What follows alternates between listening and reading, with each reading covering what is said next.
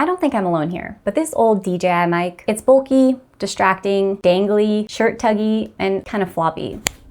But not the new one. This is the new DJI Mic 3. And as soon as I saw how tiny this little transmitter was, I had to try it. So let's start with what's inside the box.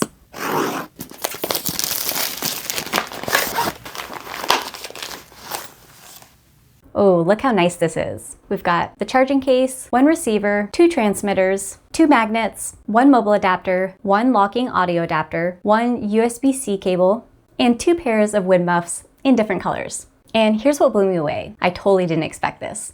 The case actually closes with the muffs attached. The old case couldn't do this. That's a really nice design change. Now, if you're wondering if these things actually matter, yes, they definitely do.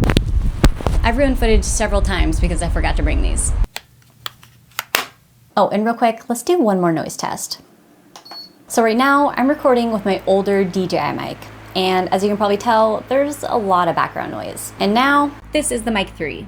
It has built-in noise cancellation, and as you can hear, it sounds pretty good. Look at the difference between the old DJI mic and the new one. For a completely wireless setup, this is such a big improvement.